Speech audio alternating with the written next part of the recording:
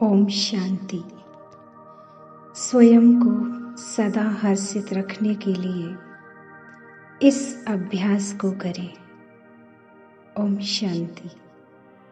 स्वयं को याद दिलाएं एक बहुत ही सच्ची और रहस्य से भरी हुई बात कि इस संसार में मेरा कुछ भी नहीं है। ना ये गृहस्थी मेरी है, ना ये संबंधी मेरे हैं, ना ही संपत्ति मेरी है।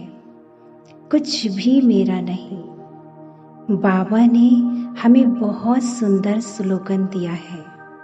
स्वयं को गृहस्थी नहीं, ट्रस्टी समझो।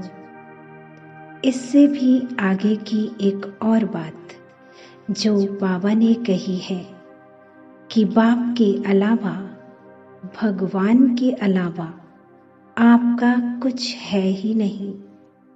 इस जीवन में एक एक पल में हमें जो भी अनुभव हो रहा है, सुख, शांति, आनंद या दुख, अशांति, तनाव, वो सब हमारे इसी संकल्प के साथ जुड़े हुए हैं।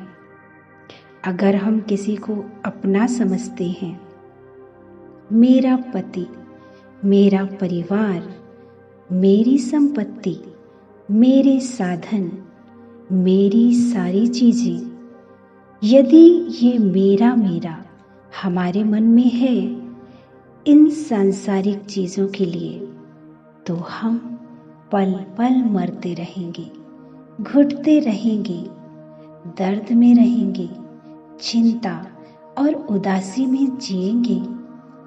और यदि हमने ये पक्का कर लिया कि इस संसार में जो कुछ भी है वो सब परमात्मा ने मुझे सिर्फ यूज करने के लिए दिया है, सुख लेने के लिए दिया है, तो हम कभी मायूस और परेशान नहीं होंगे। हमें कभी ऐसा सोचना ही नहीं है कि फलाना व्यक्ति ऐसा क्यों कर रहा है या फला व्यक्ति मेरा कहना क्यों नहीं मान रहा या फलाना व्यक्ति क्यों नहीं सुधर रहा है। ये सभी संकल्प तब आते हैं जब हम इन लोगों को मेरेपन से देखते हैं, इस भावना से देखते हैं।